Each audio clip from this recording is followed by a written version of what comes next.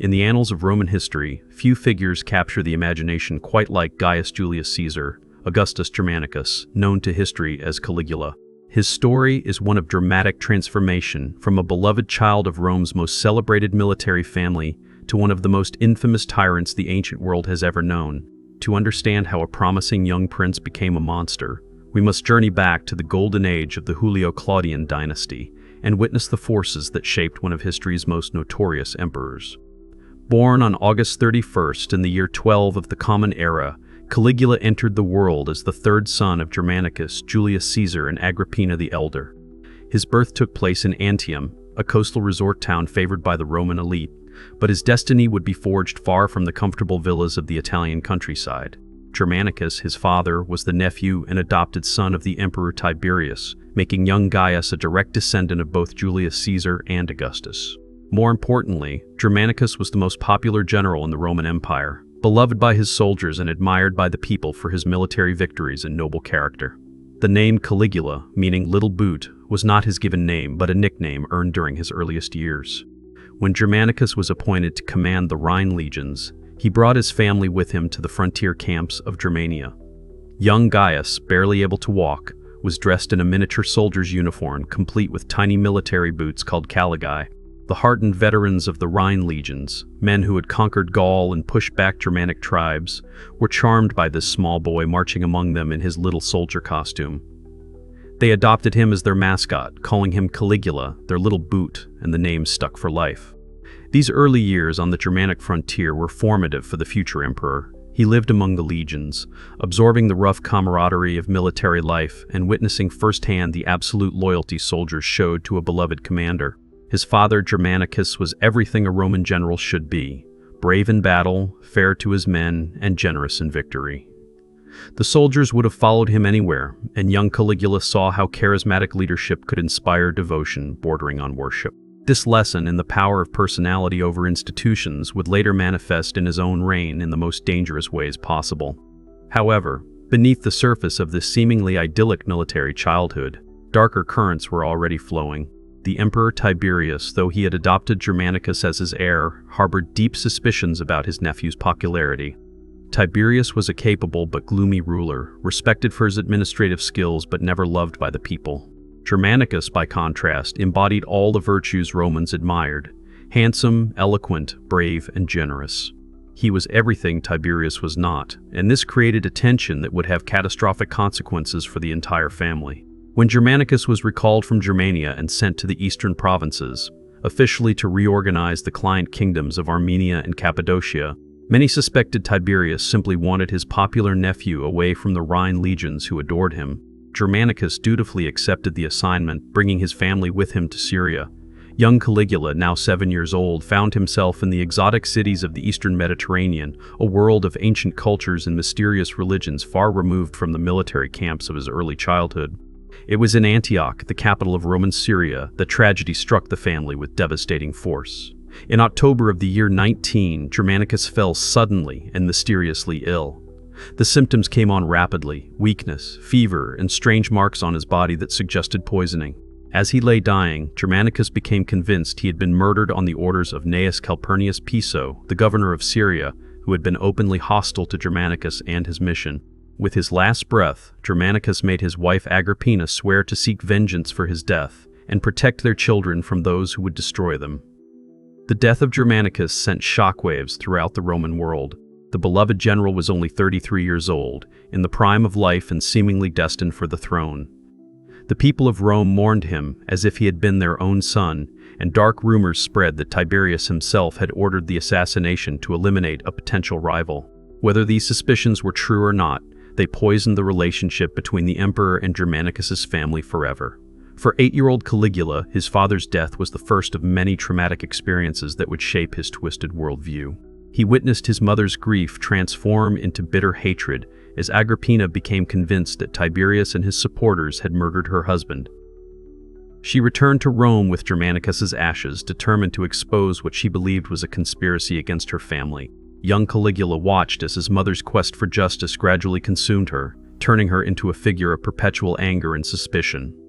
The trial of Piso became a sensation in Rome, with Agrippina presenting evidence that she claimed proved her husband had been poisoned. The proceedings divided Roman society, with supporters of Germanicus demanding justice while Tiberius's allies questioned the accusations. In the end, Piso died by suicide before the trial could conclude, leaving the question of Germanicus's death forever unresolved. For Caligula, this outcome reinforced a lesson that would prove deadly in his later reign, that the powerful could literally get away with murder if they were clever enough. Following the trial, life became increasingly difficult for Germanicus's family. Tiberius, whether guilty of murder or not, clearly saw Agrippina and her children as potential threats to his rule. The emperor began a systematic campaign to isolate and neutralize them, using a combination of legal persecution and social pressure. Agrippina found herself under constant surveillance, her correspondence monitored and her movements restricted. Her supporters were gradually eliminated through trumped-up charges of treason, creating an atmosphere of fear around anyone associated with Germanicus's memory. Young Caligula observed all of this with the sharp eyes of a child who had learned that survival depended on reading the intentions of powerful adults. He watched as his older brothers, Nero Caesar and Drusus Caesar, were drawn into their mother's increasingly desperate political schemes. Agrippina, driven by grief and rage, made the fatal mistake of openly challenging Tiberius's authority, demanding that her sons be given the positions their father would have wanted for them. This defiance sealed the family's fate. In the year 29, when Caligula was 17, Tiberius struck with devastating force. Agrippina was arrested on charges of plotting against the emperor and exiled to the barren island of Pandateria. His brother Nero Caesar was declared a public enemy and imprisoned, while Drusus Caesar suffered the same fate. Within a matter of months, Caligula went from being a member of Rome's most prominent family to being virtually alone, his mother and brothers destroyed by the paranoid emperor who ruled their world. The psychological impact of these events on the teenage Caligula cannot be overstated. He had watched his family systematically destroyed by imperial power, learning that blood ties and past services meant nothing when political survival was at stake. More importantly, he learned to hide his true feelings behind a mask of compliance and charm. While his mother and brothers had chosen defiance and paid the ultimate price, Caligula chose a different strategy. He would survive by becoming whatever Tiberius wanted him to be. This survival strategy proved remarkably effective. Rather than showing any signs of resentment or grief over his family's destruction, Caligula presented himself as a loyal and grateful ward of the emperor. He praised Tiberius publicly, expressed gratitude for the emperor's continued protection, and carefully avoided any behavior that might be interpreted as politically threatening. This performance was so convincing that Tiberius began to see him not as a potential enemy, but as a useful tool. In the year 31, Tiberius made a decision that would prove to be one of the most consequential in Roman history. He invited the 19-year-old Caligula to join him on the island of Capri, where the emperor had retreated from the burdens of ruling Rome directly. For the next 6 years, Caligula would live in close proximity to one of the most paranoid and cruel rulers in Roman history, receiving an education in tyranny that would serve him well in his own reign. Life on Capri was unlike anything in the civilized world. Tiberius, freed from the constraints of public opinion and senatorial oversight, indulged his darkest impulses without restraint. The island became a place of constant fear and sudden death, where the emperor's slightest displeasure could result in execution or exile. Caligula navigated this treacherous environment with remarkable skill, never showing fear or disgust at the horrors he witnessed, always maintaining the facade of an eager student grateful for the emperor's attention. During these years, Caligula perfected the art of psychological manipulation that would later make him so dangerous as emperor. He learned to read Tiberius's moods with uncanny accuracy, knowing exactly when to flatter, when to remain silent, and when to provide the emperor with the cruelty or debauchery he craved. More importantly, he learned that power was not about justice or competence, but about fear and the willingness to use violence without hesitation. The lessons of Capri went far beyond mere survival tactics. Caligula absorbed Tiberius's paranoid worldview, his conviction that everyone was a potential enemy and that preemptive strikes were always preferable to defensive measures. He watched as the emperor destroyed senators, generals, and even family members based on nothing more than suspicion or convenience. These experiences taught him that mercy was weakness, and that a ruler's primary obligation was not to his people, but to his own survival. Perhaps most significantly, Caligula learned to compartmentalize his emotions completely.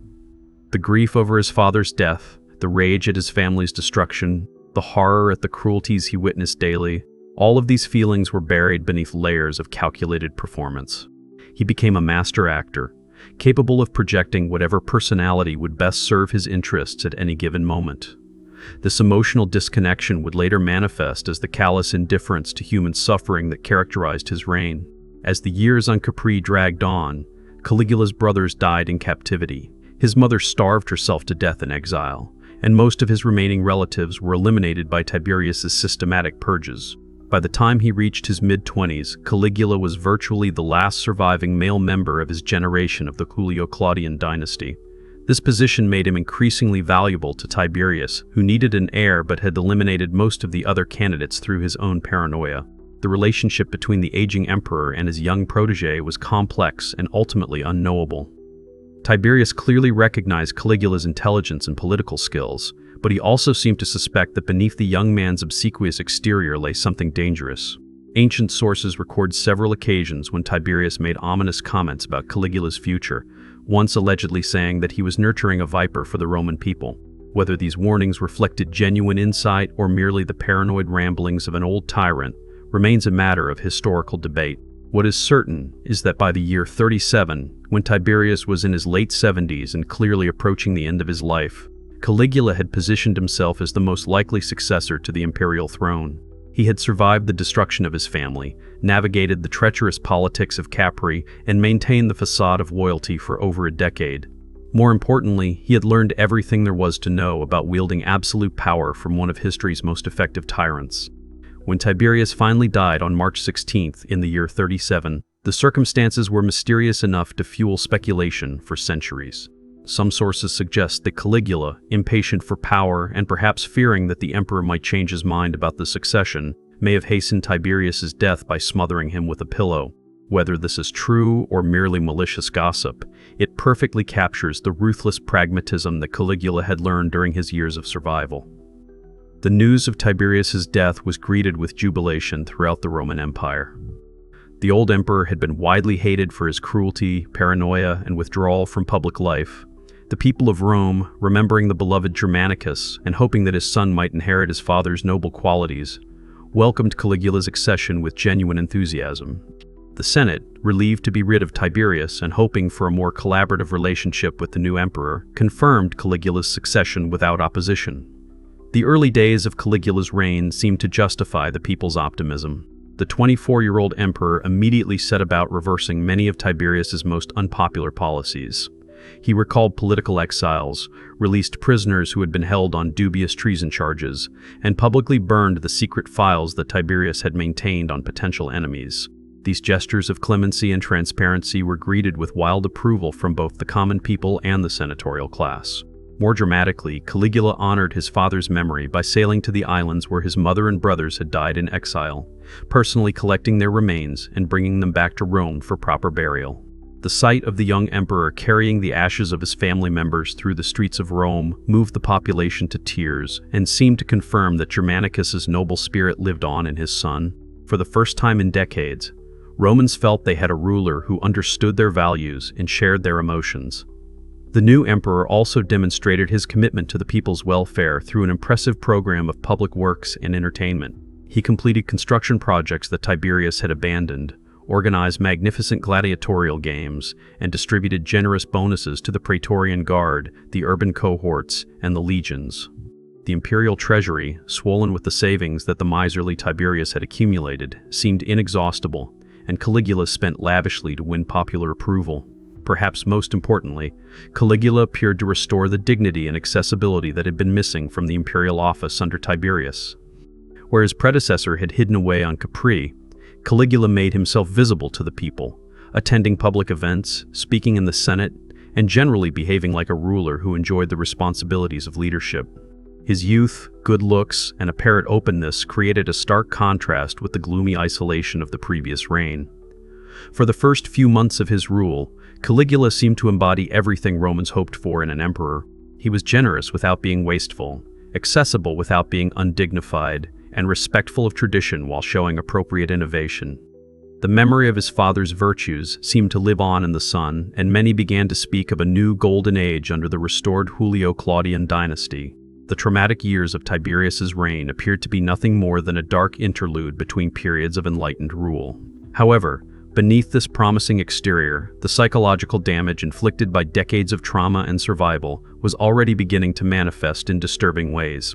Those closest to Caligula began to notice troubling signs, moments of cruelty that seemed disproportionate to their causes, flashes of paranoia that echoed his predecessor's worst tendencies, and an increasing preoccupation with his own importance that went beyond normal imperial dignity. The young emperor who had charmed Rome with his apparent humanity was already showing signs of the monster he would become.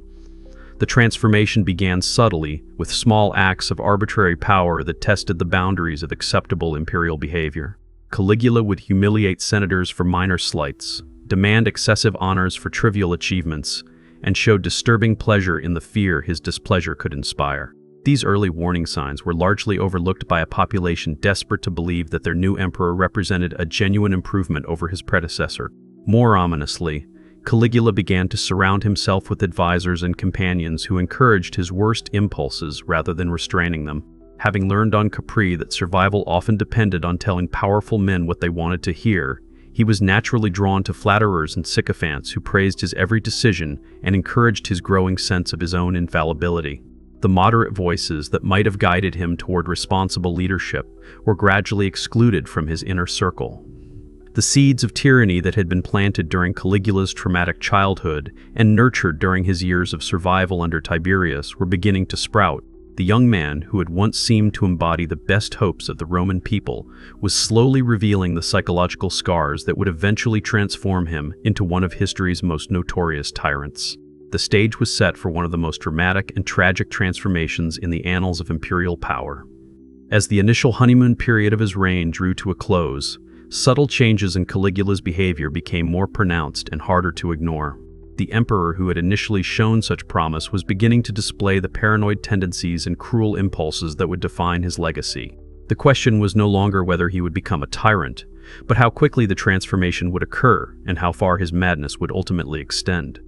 The first major crisis of Caligula's reign came in October of the year 37, barely 8 months after his accession to power. The young emperor fell seriously ill with what ancient sources describe as a brain fever, though the exact nature of his condition remains unknown to modern historians.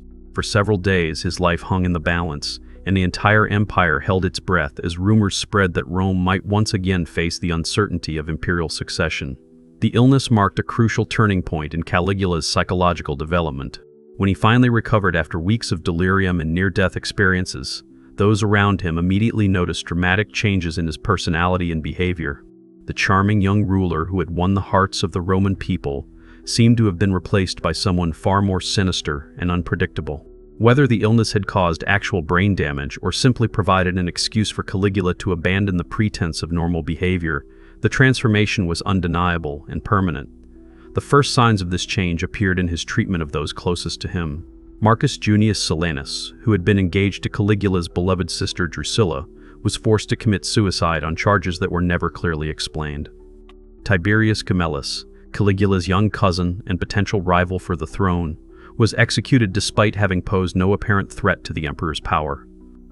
These killings sent shockwaves through the imperial court and served notice that the era of clemency and reconciliation was definitively over.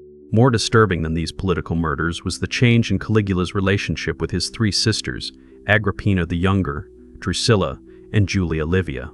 Roman society had always tolerated a certain degree of intimacy between imperial siblings, but Caligula's behavior crossed boundaries that even the decadent Roman aristocracy found shocking. His relationship with Drusilla in particular became the subject of scandalous gossip, with many believing that the emperor was conducting an incestuous affair with his favorite sister. When Drusilla died suddenly in the year 38, Caligula's reaction confirmed the worst suspicions about their relationship. The emperor declared a period of public mourning that was unprecedented for anyone other than a ruling emperor or empress. He had Drusilla deified, the first Roman woman to receive such honors, and established a cult dedicated to her worship. Most shocking of all, he claimed that Drusilla had appeared to him in visions, confirming his own divine status and encouraging him to claim the honors due to a living god. This obsession with divinity became one of the defining characteristics of Caligula's transformed personality. where Augustus and Tiberius had carefully maintained the fiction that they were merely the first citizens of a republic, Caligula began openly demanding worship as a living deity.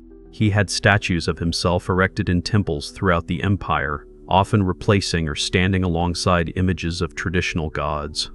In Rome itself, he constructed a bridge connecting his palace on the Palatine Hill directly to the temple of Jupiter Optimus Maximus, symbolically asserting his equality with the king of the gods. The emperor's megalomania manifested in increasingly bizarre and expensive projects that drained the imperial treasury with alarming speed. The vast wealth that Tiberius had accumulated through years of careful administration was squandered on monuments to Caligula's ego and elaborate spectacles designed to demonstrate his power. He built temporary bridges across the Bay of Naples so he could ride across the water wearing Alexander the Great's breastplate, allegedly fulfilling a prophecy while demonstrating his superiority to the laws of nature. Perhaps most famously, Caligula declared war on Neptune, god of the sea, ordering his legions to march to the English Channel and collect seashells as spoils of victory. This bizarre campaign, which accomplished nothing except the humiliation of Rome's finest soldiers, perfectly encapsulated the emperor's descent into madness. The legions that had once conquered Gaul and Germania found themselves engaged in mock battles against the waves, filling their helmets with shells that Caligula declared to be treasures worthy of the capital. The financial cost of these extravagances was staggering. Within 2 years of his accession, Caligula had spent the entire surplus that Tiberius had accumulated over decades of frugal administration. To fund his continuing projects, he resorted to increasingly desperate measures, confiscating property from wealthy citizens on trumped-up charges, auctioning gladiators at inflated prices, and imposing new taxes on lawsuits, marriages, and even prostitution. The emperor, who had once been praised for his generosity, became notorious for his rapacious greed. More dangerous than his fiscal irresponsibility was Caligula's growing paranoia and willingness to use violence against anyone he perceived as a threat.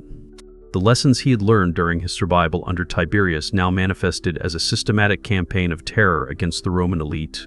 Senators were executed for failing to show sufficient enthusiasm for his divine honors, while others were forced to commit suicide for the crime of being too popular or too wealthy.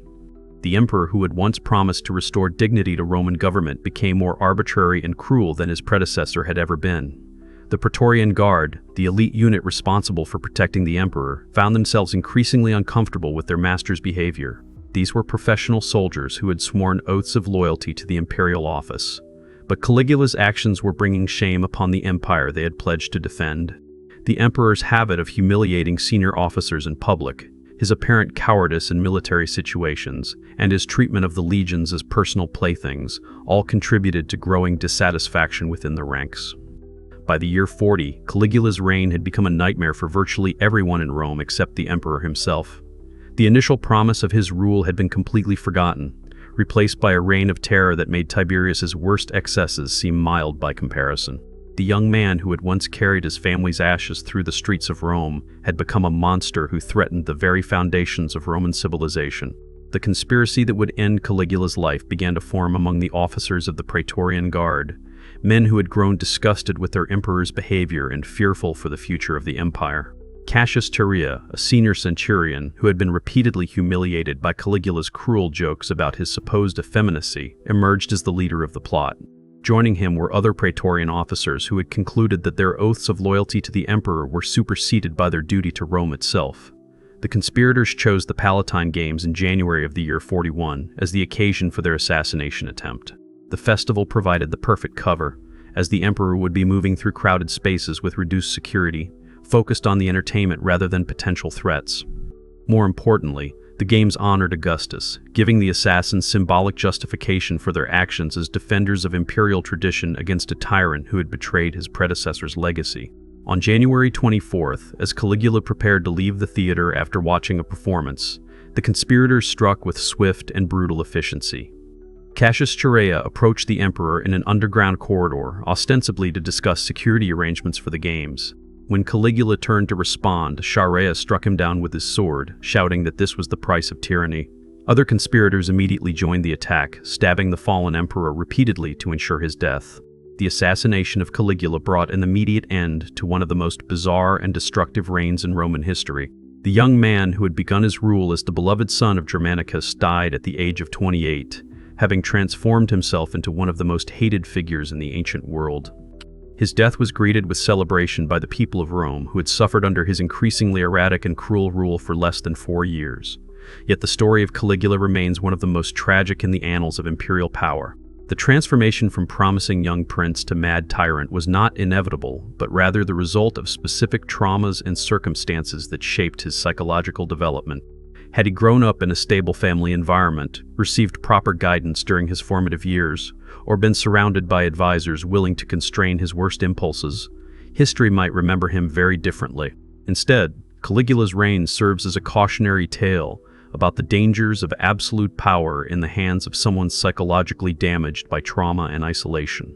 His story demonstrates how the very qualities that enable survival in a hostile environment can become destructive when applied to the responsibilities of leadership.